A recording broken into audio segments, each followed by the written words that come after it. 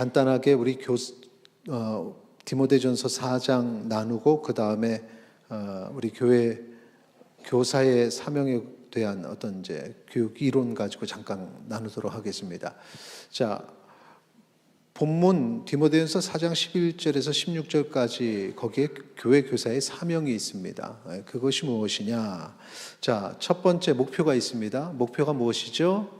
하나님의 말씀을 가르치라. 본문 11절 13절에 이것들을 명하고 가르치라 하는 이것들이 뭐냐면은 참된 교훈, 그러니까 하나님의 말씀이죠. 그래서 하나님의 말씀을 가르치는 것. 그런데 바른 하나님의 말씀 가르치는 게 이 시대에 정말 쉽지 않습니다. 많은 사람들이 말씀에서 벗어난 여러 가지 일들을 하게 되죠. 그리고 교회가 요즘에 그런 고민을 많이 해요. 뭔가 이렇게 신비적인 것처럼, 그리고 뭐 기적을 강조하고 막 이렇게 하면은 또 많이 모이고, 그런데 이제 사람들의 관심이 많죠. 말씀을 바로 가르친다는 것은 희생이 없으면 안 됩니다. 그래서 하나님의 말씀을 온전히 가르치는 주의 백성 되시기를 축원합니다. 가르치는 것이 점점 힘들어질 겁니다. 최근에 미국 유나이티드 메소디스트 처치라는데 미국의 연합 감리교회 벌써 1,000몇백 교회, 2,000교회 이상 이제 계속 또 다른 국가에서도 거기 미국 감리교회 가입되어 있는 그런 어떤 감리교회들이 있는데 계속해서 교단에서 탈퇴하고 있습니다. 그런데 탈퇴하는 그 목회자가 탈퇴하는 이유가 뭐냐? 하나님의 말씀 기준이라는 거죠. 하나님의 말씀 기준.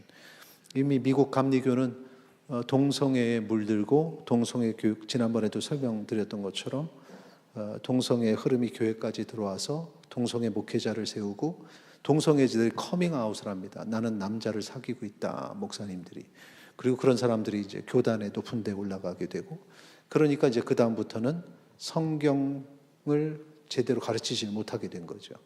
그래서 그 감리교회에서 탈퇴하는 가장 그 어려운 결정을 하는 이유가 뭐냐? 다 성경이 동성애는 죄라고 얘기한다는 그것 때문에 이제 나오는 거죠. 이렇게 성경을 지킨다는 것은 점점점 어려워지는 세대가 돼가고 있다라는 거죠. 자, 이 말씀을 가르쳐야 되는데 방법 보시죠. 두 번째 방법. 말과 행실과 사랑과 믿음과 정절의 본을 보이는 방법으로 가르쳐야 됩니다. 교사. 자, 12절 같이 읽겠습니다. 시작. 누구든지 내 연소함을 없인 여기지 못하게 하고 오직 말과 행실과 사랑과 믿음과 정절에 있어서 믿는 자에게 본이 되어. 지금 여기 말, 행실, 사랑, 믿음, 정절. 말, 행실 가르칠 때 부모도 마찬가지예요. 지금 우리가 자녀들에게 말씀을 가르친다 할 때는 그것은 교회, 학교 교사뿐만 아니라 뭐 목회자도 마찬가지고 또 학부모도 마찬가지예요. 부모도 자녀들에게 어떤 모습으로 가르쳐야 되냐? 말과 행실에서 진실함이 드러나야 되죠. 그리고 사랑하는 것이 이게 나타나야 됩니다. 그래서 그 자녀들을 사랑하는 게 느껴지도록, 이전처럼 사랑은 하지만 표현을 안 한다, 절대 그래서는 안 됩니다. 그러니까 자녀들 우리가 박수를 열심히 치는 것도 그런 표현이죠. 우리가 너희들을 격려한다, 사랑한다라는 거죠. 그리고 믿음의 모습이, 부모님에게 믿음의 모습이, 목회 이런 게 있습니다. 교회 예전에 우리 원로 목사님 말씀하셨는데 성도들의 신앙의 수준은 딱 목회자의 수준까지다. 그래서 목회자들이 신앙적으로 또 영적으로 말씀에 있어서의 성장을 이루어서 수준을 올려놔야 성도들도 그만큼 이렇게 올라가는 거죠. 거기에 말씀 읽지 않고 공부하지 않고 그냥 신비적인 것만 자꾸 강조하고, 그럼 결국 성도들의 수준도 그렇게 되는 거죠. 부모도 마찬가지입니다. 부모가 나는 못하지만 너는, 이거는 절대 안 통합니다. 내가 하는 만큼이에요, 항상. 교사도 마찬가지죠. 교사가 학생들을 가르칠 때 교사를 넘어서는 학생은 없다. 다 교사 수준만큼이다라는 거예요. 정절이라는 거 있죠. 정절. 이거는 도덕적, 윤리적인 용어죠. 그래서 정직하고 순결한 모습을 보이는 그런 사람들. 그런 모습으로 말씀을 가르치라. 그러니까 말씀이라는 건 단지 지식의 전달뿐만 아니라 삶을 통해서 보여야 된다는 것. 근데 교사 부담스러워서 못하겠다. 절대 아닙니다. 교사를 하든 하지 않든 그리스도인이라면 말씀과 말과 행실이 일치해야 되고 사랑과 믿음과 정절, 도덕적, 윤리적 정직과 순결의 모습이 있어야 되죠. 주의 순결한 신부라는 단어가 그걸 나타내는 거죠. 그래서 내가 하나님 앞에 제대로 신앙생활을 하겠다 할 때는 부족할 때 교사를 하는 게 좋습니다. 책을 쓰는 사람이 모든 지식이 있어서 책을 쓰냐? 그렇지 않습니다. 그 책을 쓰기 위해서 공부를 하게 되는 거죠. 16년 동안 새벽 예배 한 장씩 이 새벽 예배 이 설교를 하는 것을 원래 목사님 그렇게 하셨고 저도 이어서 그렇게 하기 시작했는데 지금 제가 여러 가지 행사를 하고 뭐 외부 일정이 있어도 그래도 꼭 그 새벽 예배의 원고만큼은 하루도 빠짐없이 제가 못하더라도 우리 부목사님들께 전달을 합니다. 그렇게 해서 돌아간 게 3번, 4번 돌아갔어요. 3번, 4번 매일 한 장씩의 말씀을 설교를 묵상하는데 왜 그렇게 설교 준비를 하느냐? 저에게 도움이 돼서요. 할 때마다 이 한 장을 묵상하고 공부하는 그 매일의 시간들이 16년이 지났는데 15년에서 이제 16년이 지났는데 이 힘에서 하나님의 말씀의 깊이를 깨닫게 되고 영적인 걸 깨닫게 되고 교사도 마찬가지인 거죠. 부모도 마찬가지인 거죠. 자녀를 양육하고 뭐 키울 만한 수준이 돼서 결혼하고 부모가 되고 절대 준비될 날은 없습니다. 준비가 완료되는 날은 절대 없습니다. 내가 그 일을 하면서 배워 가야 되는 거죠. 그렇게 해서 자기가 성장해서 그래서 학생과 부모는 같이 성장해야 됩니다. 자, 그 다음에 가르침에 의심하면 안 되는 게 있습니다. 여러분이 이 일을 행할 때 자, 하얀색 같이 읽겠습니다. 시작. 가르침에 받은 은사가 있음을 의심하지 말라. 나는 못해요가 아니에요. 그냥 있습니다. 14절 보면 내 속에 있는 은사 곧 장로의 회에서 안수받을 때 예언을 통하여 받은 것을 가볍게 여기지 말며 장로의 회에서 안수를 받았다. 이거 임명받았다는 말입니다. 예언을 통하여 받은 것, 말씀을 근거로 해서 내가 임명받았다는 거죠. 교사로 쓰임 받고 하나님께서 교사로 택할 때 그냥 이루어진 게 아닙니다. 하나님의 계획하심 속에서 교사라는 직분을 감당하게 됐다. 부모로서 자녀를 양육하게 된 게 그냥 주어진 게 아니라는 거죠. 그렇다면 분명히 하나님이 나를 부모로서 교사로서 사역자로서 세울 때는 다 계획을 세우고 나를 택하셨는데 내가 그 하나님의 계획을 의심하면 안 된다. 내가 그런 은사가 있기에 하나님께서 맡겨주셨다. 그거 1년, 2년 갖고는 안 됩니다. 10년, 15년 그 이상이 돼야 돼요. 매일 말씀 묵상하고 매일 말씀을 준비하다 보니까 어느 순간에 글 읽는 데 있어서는 이제 웬만한 글 보면은 때로는 어떤 소설가들의 글을 보면서도 이거 너무 미약하다 이런 게 느껴질 정도로 그 정도의 실력이 점점 늘어가는 거죠. 그러니까 하나님이 나를 훈련시키는 그 과정을 통해서 내 은사를 개발하게 하시는 거죠. 여러분이 가진 은사가 개발되어야 돼요. 그래서 하나님께서는 그 일을 하라고 명하십니다. 근데 언제까지 해야 되느냐? 여러분이 교사 임명받으면 언제까지 해야 됩니까? 교사들, 언제까지 해야 됩니까? 오늘 찬양했잖아요, 찬양. 주님 다시 오실 때까지 나는 이 길을 가리라. 제가 깜짝 놀랐어요. 그걸 약속을 막 하길래. 저거 할 수 있을까? 얼마 전에 어떤 목사님 은퇴하시는 그 예배에 갔었는데 목사님이 평생 사역을 하고 은퇴하기가 얼마나 어려운지 그건 참 축복이다 라고 하는 그런 얘기를 들으면서 가슴에 와닿습니다. 교사를 주님 오실 때까지 하는 거 쉽지 않습니다. 본인이 지치면 안 되고 지쳐도 이겨내야 되고 모든 상황들을 또 만들어내야 되고 지식에 갈급이 있어도 안 되고 신앙에서 멀어져도 안 되고 그래야 주님 오실 때까지 가능한데 오늘 교사들이 다 그 약속을 하더라고요. 저는 깜짝 놀랐는데 하나님이 다 보고 약속했으니까 복 주실 줄 믿습니다. 그런 건강이 있기를 소망합니다. 그렇게 해서 여러분이 그 일을 할 때는 은사가 있다. 이거 잊지 마시고 그리고 또 한 가지 잊지 말 것. 읽고 전하는 것에 최선을 다해서 준비해야 됩니다. 최선을 다. 준비 없이 가는 거는 안 됩니다. 13절 보세요. 내가 이를 때까지 읽는 것과 권하는 것과 가르치는 것에 전념하라. 최선을 다해야 돼요. 최선을.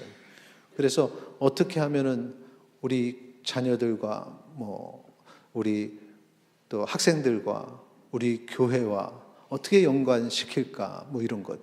여러분 잘 아시다시피 평신도 성경교육대학원은 우리 교회만 하는 것이 아니라 총회에서 하는 것을 노회 차원에서 청원을 해서 우리 교회에서 하게 됐죠.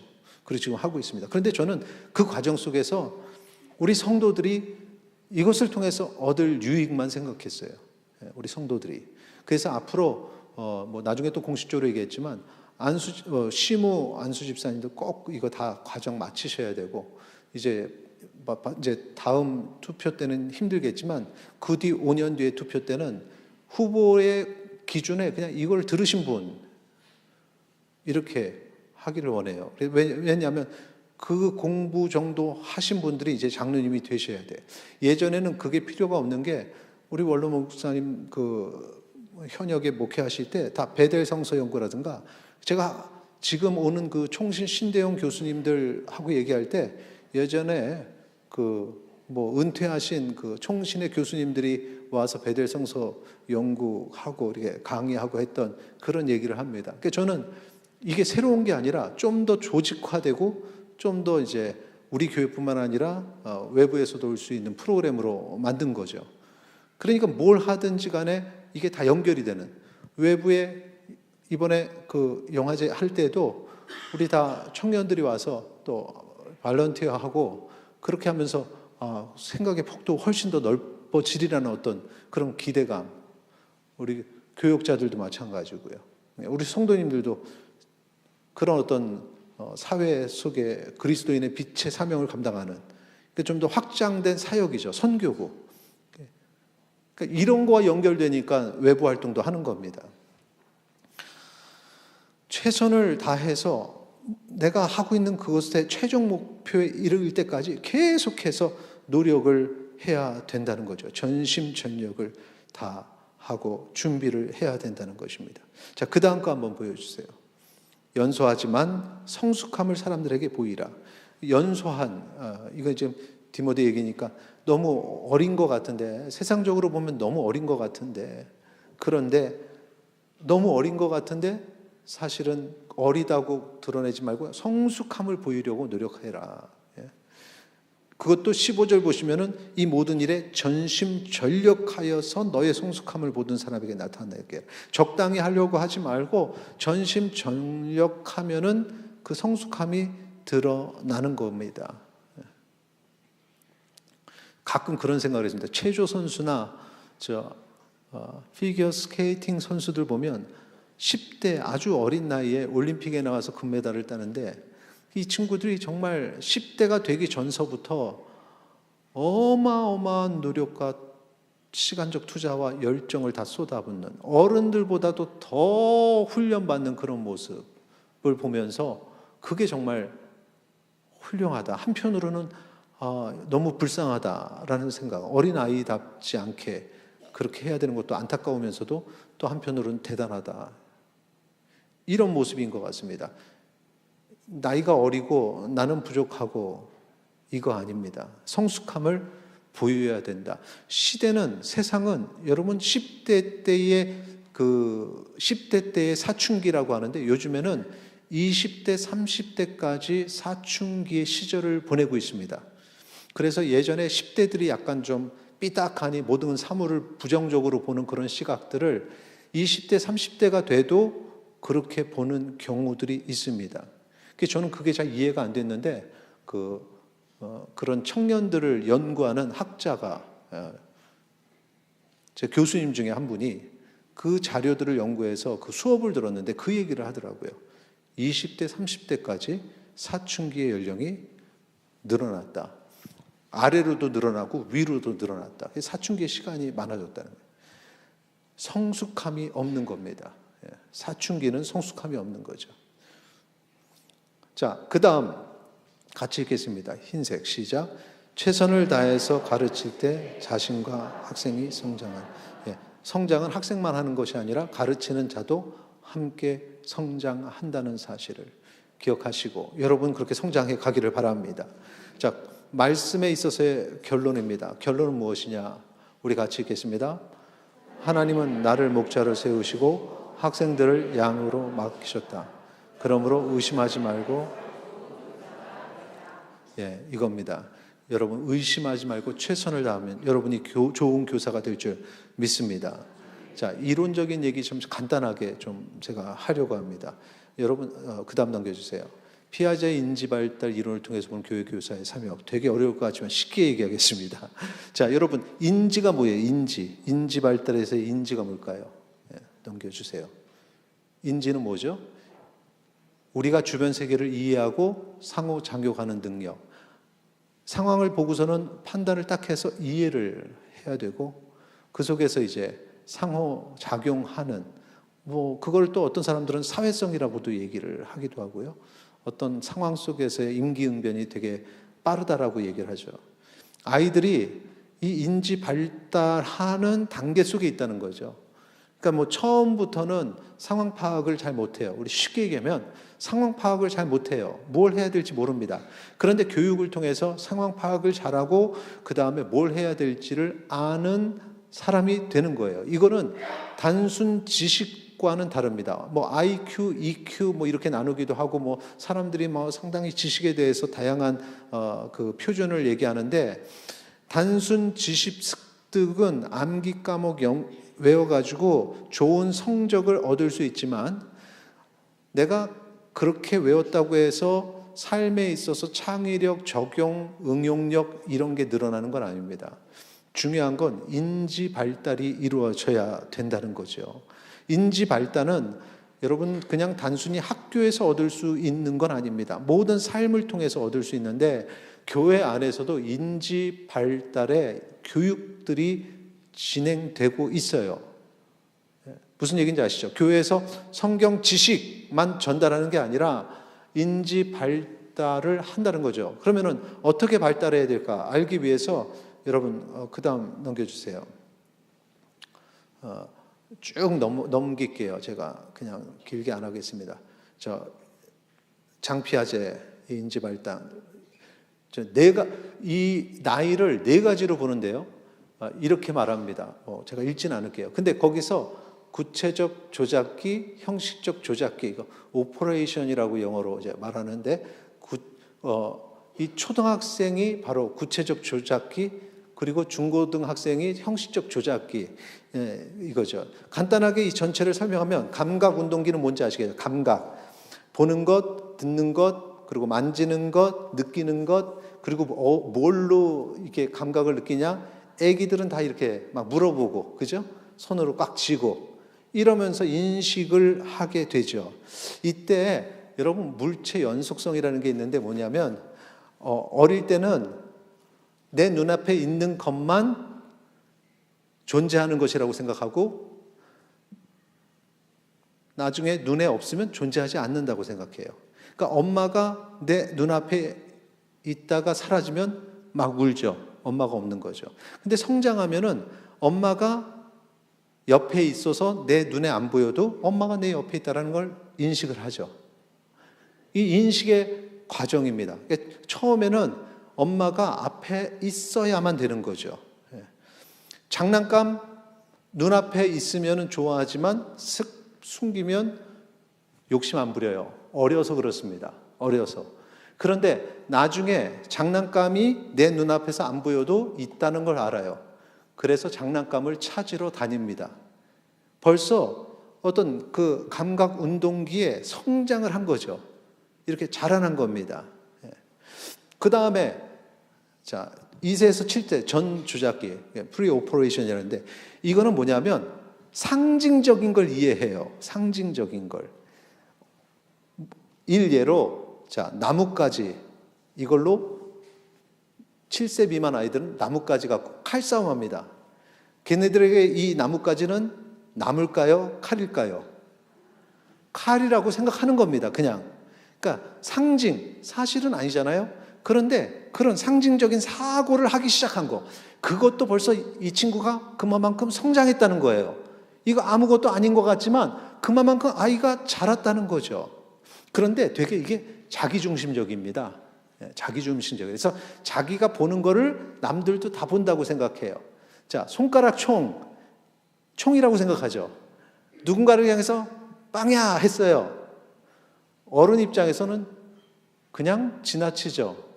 소통이 안 이루어져요. 근데 만약에 빵야 했는데 아빠가 거기서 억 하고 쓰러졌어요. 아이들 좋아하죠. 내가 본 걸 아빠도 봤거든요. 그 소통입니다. 이게 아무것도 아닌 것처럼 보이지만 아기는 지금 그 아빠와 커뮤니케이션을 하고 있는 거예요. 근데 이게 부족한 게 뭐냐면 논리적이지 않아요. 그래서 컵을 딱 놓고 보면 넓은 컵에 있는 물과 좁은 컵에 있는 물의 높이는 틀린데 이때는 좁은 컵에 물이 높으면 그게 많은 거라고 생각해요. 어렵나요? 넓은 컵에 물이 낮으면 그게 적은 거라고 생각해요. 물이 똑같은데도. 그러니까 이때는 그런 걸 판단하지 못하는 거죠. 근데 지나가면서 깨닫게 되는데 그게 초등학교 들어서면서 이제 초등학교에 가까이 가면서 그걸 알게 돼요. 자, 그 다음에 초등학생 구체적 조작기. 왜 조작기라 하냐면 이제 논리적으로 사고를 하기 시작하는 거죠. 이때. 그래서 자기중심적으로 그리고 되게 그냥 간단하게 생각해요. 이때 뭘 가르쳐야 되냐? 규칙, 법칙. 이거는 너 혼자 막 그러는 게 아니야. 초등학교 이전에 4살, 5살짜리 가지고 얘기하면 소용없어요. 그러니까 초등학교 들어가는 나이, 여기 만 나이인데 초등학교 들어가는 나이에 논리적으로 설명을 해야지. 어떤 때 4살, 5살짜리 붙잡고 학부모가 막 논리적으로 설명해요. 그거 하나 애가 뭔 소리인지 몰라요. 너 잘못했어? 잘했어? 잘못했어? 아니요. 잘못 안 했다고? 네. 한 번씩 그런 경험이 있죠. 애들은 그거 잘 이해 못해요. 어릴 때는. 근데 그게 이해가 되는 게 이제 초등학교 되면서 이해를 하는 거죠. 그때는 반드시 규칙과 법칙을 초등학교 저학년 되는 그 시점서부터는 반드시 가르쳐야 된다. 처음에. 4번째, 형식적 조작기 중고등학생. 추상적인 논리가 가능해요. 우리가 말하는 정의가 무엇인가 막 이때 가르쳐야 되는 거죠. 그 대학생들이 볼 게 아니라 정의가 무엇인가 쉽게 아이들하고 대화를 나누고 이때 이제 하나님의 나라,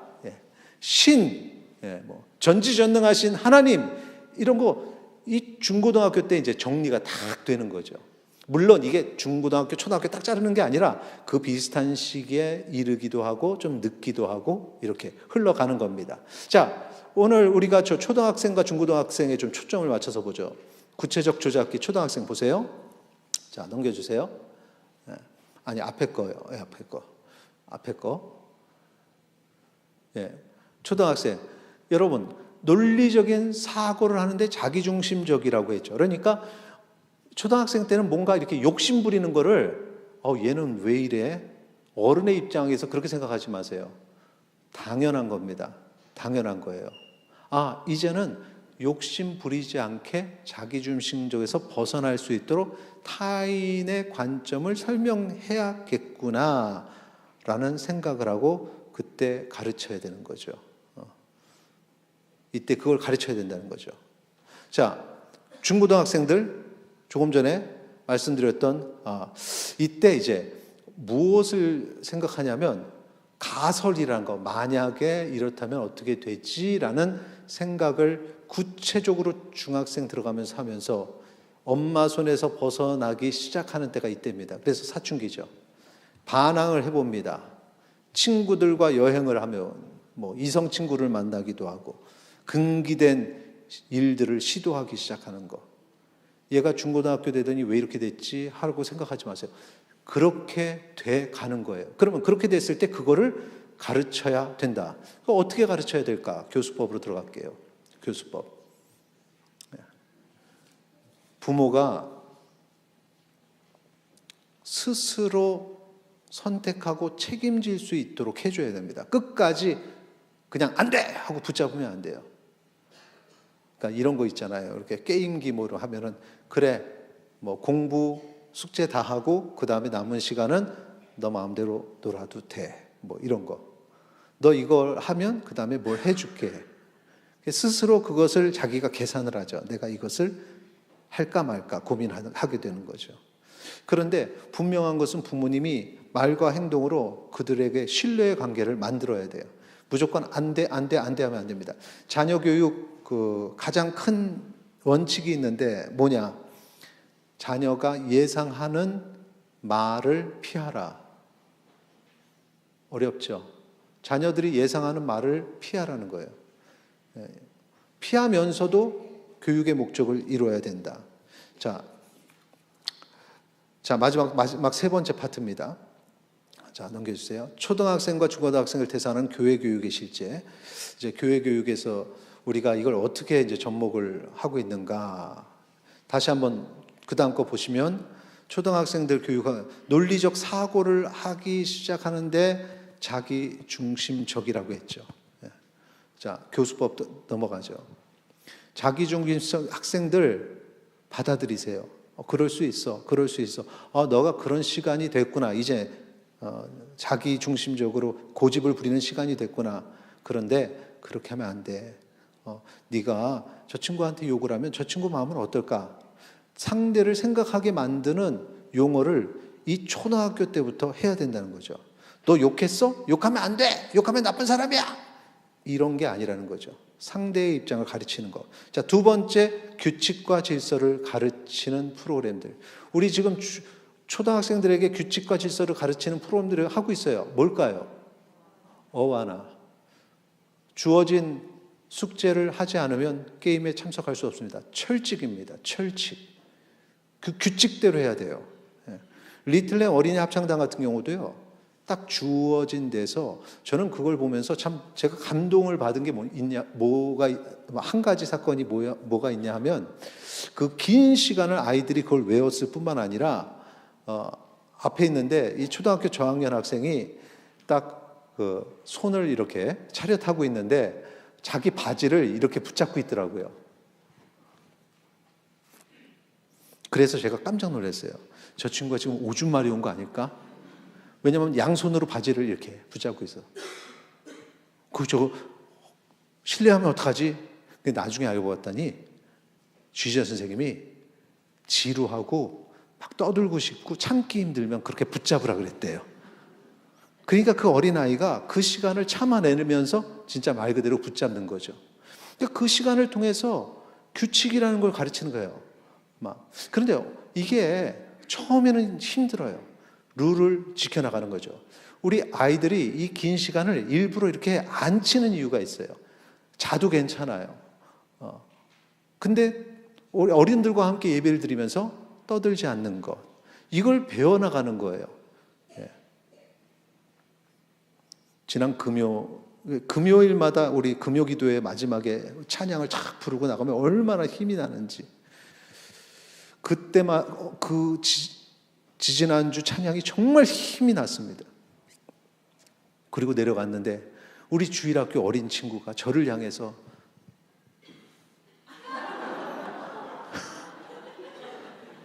그럼 저는 이걸 뭐라고 해석해야 되죠? 오늘 찬양에 은혜 받았습니다. 최고가 아니고 최고는 그러니까 최고인데 어른말로 하면 오늘 찬양 은혜 받았어요 이거죠. 저는 그렇게 해석을 했어요. 2층에서 탁 내려와서 이제 탁 또 친구들하고 놀다가 저를 보더니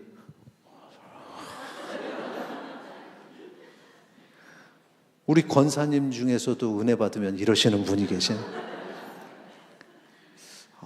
이게 어릴 때의 언어가 또 이렇게 연세 드시면 같은 언어를 쓰시게 되는구나. 은혜 받았다는 얘기죠.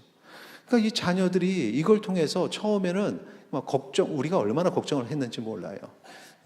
같이 있으면 떠들면 어떡하지? 그리고 끝나면 뭐 기도할 때마다 아멘! 아멘! 이러고 장난치고 이게 어느 날 그랬대요. 엄마가, 야, 너 왜 예배 시간에 장난쳐? 그랬더니, 나 장난하는 거 아니라고. 심각하게 예배를 한 거예요. 그러나 그런 부분에 있어서 훈련을 받아야 되는 거잖아요. 그러니까 훈련을 하고 아이들이 훈련을 받았잖아요. 네. 그래서 자도 괜찮다는 거예요. 쟤네들 좀 안 자고 있어요. 자도 괜찮다는데. 얼마나 멋집니까? 이런 훈련들을 교회 안에서 하는 거죠. 그리고 인사하고 들어가는 걸 통해서 이런 어떤 규칙을 배우는데, 물론 오늘 그냥 딴 데로 가기도 하고 싫다 하기도 해요. 괜찮습니다. 괜찮아요. 그런 거 부담 갖지 마세요. 한 번 하고 두 번 하고 세 번 하면서 익숙하게 되고 규율을 배우게 되고, 그리고 부모님들은 너 왜 그랬어? 절대 그러지 마요. 그냥 넘어가면 됩니다. 그냥 넘어가면 돼요. 그 다음번에. 그리고 우리는 열심히 그들을 위해서 박수를 치는 거죠. 잘했어. 이게 이 초등학생들 초보 운전자하고 똑같습니다. 내가 운전을 하는데 이게 지금 잘 하고 있는지, 내 주변에 어떤 일이 벌어지는지도 모르고 그냥 막 달려가는 초보 운전자. 그런데 옆에서 운전을 잘하는 사람이 지금 맞게 가고 있어. 차선 잘 맞게 가고 있어. 이렇게 얘기해 주면 마음이 편해지죠. 아이들에게 그게 필요한 겁니다. 그래서 초등학생들한테 그렇게 얘기해서, 잘하고 있다. 잘하고 있어. 너무 멋있었어. 너무 멋있었어. 이게 다 교육인 겁니다. 여러분, 노예 주일학교 대회 나가는 것도 그래서 나가는 거예요. 그냥 도전하고 최선을 다해서 좋은 결과가 있으면 좋고, 그러나 좋은 결과가 없어도 잘했어, 수고했어, 너무 멋지다. 저도 옛날에 생각이 나요. 그때는 선생님이 있고 하지도 않았어요. 선생님 없이 그냥 인천노예 대회 초등학교 때 제가 나갔었습니다. 상을 받았을까요? 못 받았을까요? 못 받았죠. 환상을 버리세요. 공부를 안 했는데 뭘 시켜주는 사람도 없었고. 근데 제가 가가지고 아직도 지금 머리에 생각이 나요. 난 그분이 누군지도 알아요. 기념품을 나눠주는데 가죽 지갑을 주는 거예요. 내가 초등학생인데 받았어. 근데 조금 있다가 그 교회 장로님이 오더니, 이거 너 받았는데 또 가져갔잖아. 혹시 가져가는 거예요. 너 이거 받았지? 아닌데요. 이거 받았잖아. 받았지? 아니에요. 안 받았어? 알았어 하고 그러죠. 그게 몇 년 전이에요? 50년 전. 아직도 그분이 생각이 나요. 상처받았어. 그때는 이제 큰 교회들이 막 상을 받고 막 그러는데, 이게 이제 학생이지만 막 부러우면서도 그랬어요. 그리고 이제 제가 미국에서 갔다 와서 한번 그거 아버지 하늘 풀어주라 아들한테 강 목사님 부탁해가지고 1대1로 성경고사 해가지고 최선을 다해서 가르쳐가지고 나가가지고 상을 받았을까 안 받았을까요? 받았어요. 아버지의 하늘 아들이 풀어줬어요. 그리고 나서 이걸 통해서 자녀들이 성장해야겠구나. 꾸준히 나갔는데, 그때 당시에 제가 너무 부러웠던 게 뭐냐면, 이 많이 입상하는 큰 교회들 보면 선생님들이 이거 그냥 시간을 어마어마하게 투자한대요. 그러니까 선생님들의 노력의 결과인 거예요. 그게 되게 부러웠거든요. 근데 어느 순간에 우리의 노력들이 결실을 맺고 선생님들이 그렇게 열심을 내기 시작했고, 근데 희한해요. 아이들이 예체능에 강해. 그게 나 때문인가 이런 생각도 들고. 그래서 우리도 한번 성경고사도 상도 좀 받아보자. 지난해 선생님들이 직접 붙어가지고 공부를 가르쳤는데, 여러분 이제 혹시 또 잊어버린 사람들이 이번에 성경고사 대회 이 보니까 작년부까지 해서 총 10명이 상을 받았습니다. 첫 번째, 이게 못하는 게 없구나. 그래서 지금 이번에 보니까요, 우리 인천노예대 입상자 수가 개인이 14명, 그리고 율동 단체 2팀이 입상을 했어요. 이렇게 성장하는 과정 속에 그냥 상 받아야지 이게 아니라 꾸준히 도전하고 잘했어, 도전하고 잘했어. 가기 전에 한번 해보고 또 갔다 와서 서울 전국대회 나갈 때 또 이렇게 해주고. 전에 생각납니다. 우리가 서울 그 사랑의 교회 전국대회에서 6팀 이상이 제가 그때 갔었는데 수상을 하는 거예요. 은석교회를 계속 부르니까 지나가던 분이 은석교회가 어디 있니? 하고 물어보더라고요.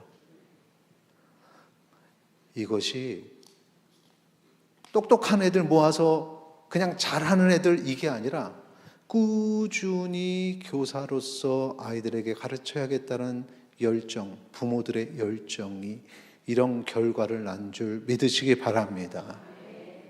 정말 아이들 끝까지 나갈 때까지 박수치면서 격려하는 거, 이건 정말 대단한 거예요. 앞으로도 그냥 끝까지 잘했다고 이렇게 갈 때도요, 여러분 그냥 보내지 마세요. 여기 탁 가면 애들한테 잘했다고 얘기를 해주세요.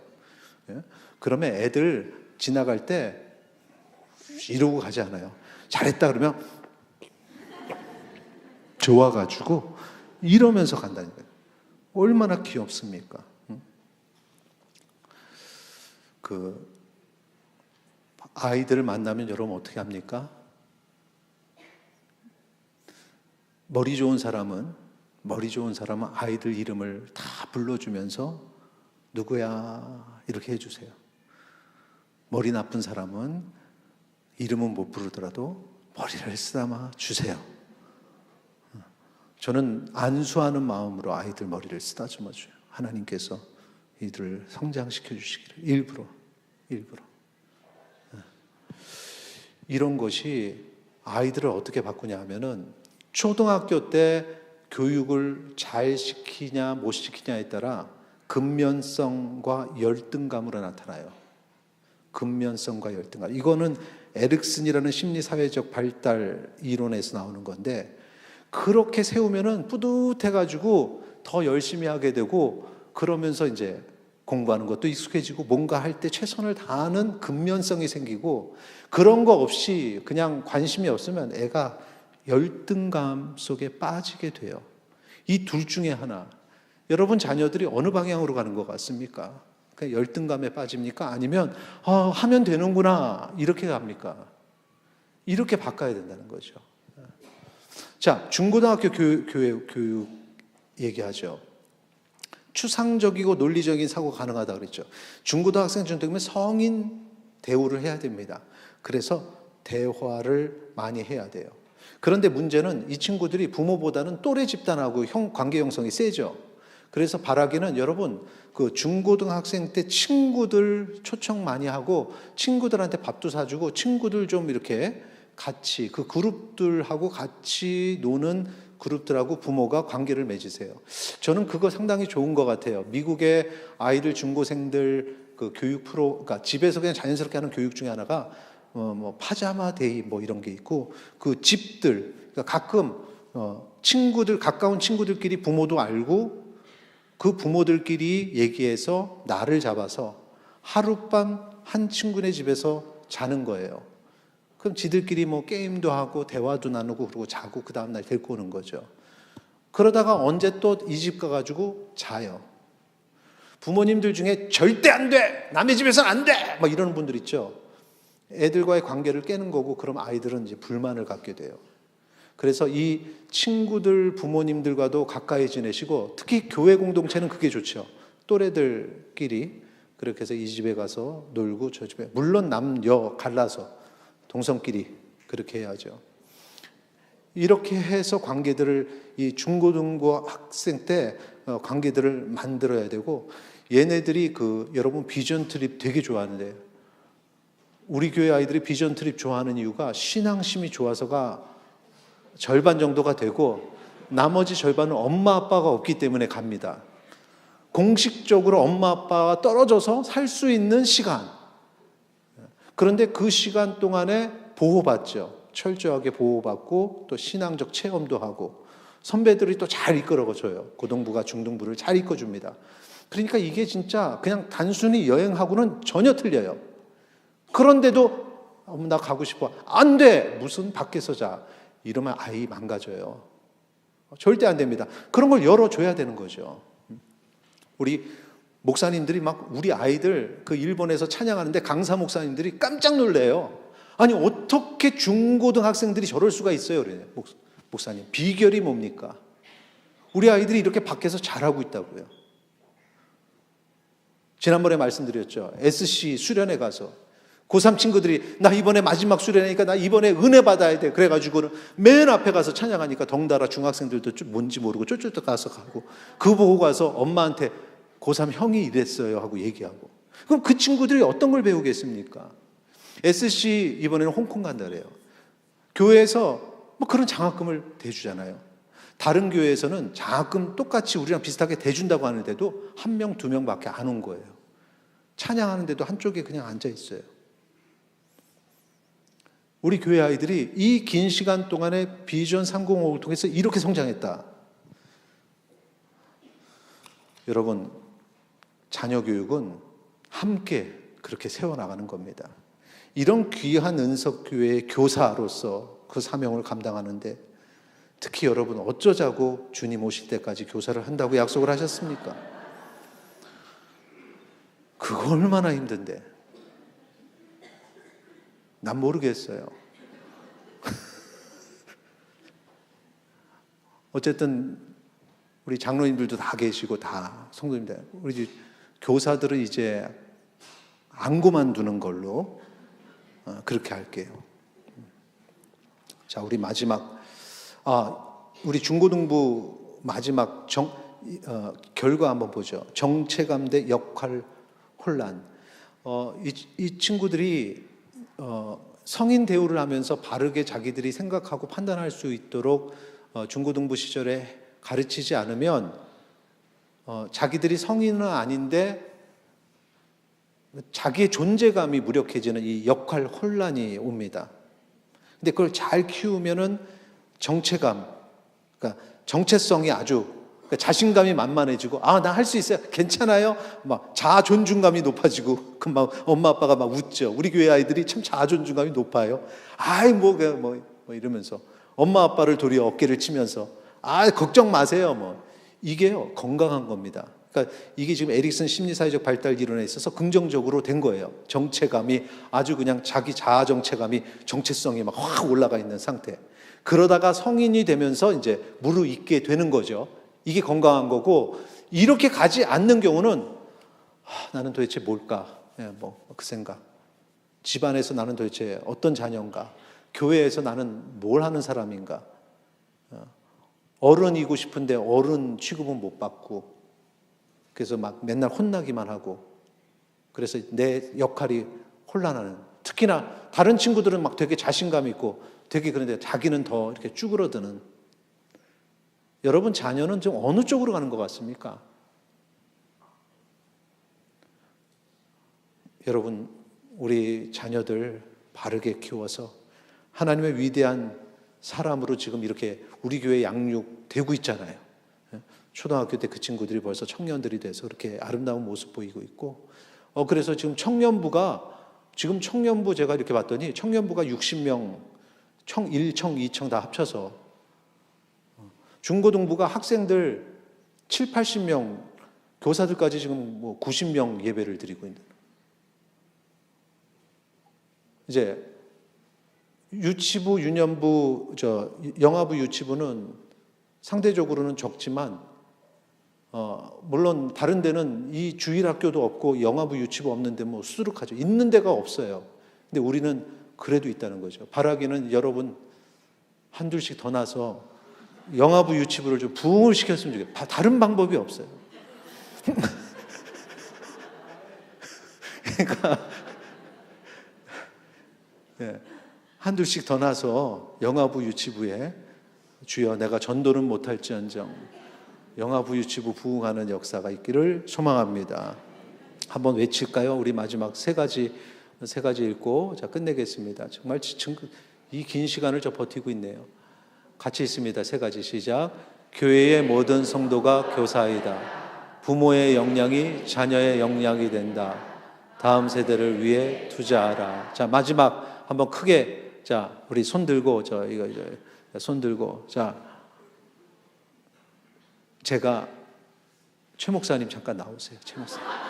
네. 내가 이런 걸 못해가지고 우리가 교사이다 하면 여러분도 우리가 교사이다. 올라오세요. 아니. 그래. 가운데로 오세요. 가운데로 오세요. 최 목사 가운데로 빨리.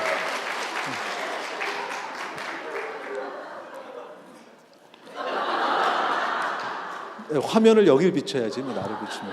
자, 몇 번 할 거예요, 목사님? 그렇게 3번. 우리 최 목사님 특전사 출신입니다. 자, 하죠. 우리가 교사이다, 교사이다, 교사이다. 찬양하죠. 주님 나를 택하사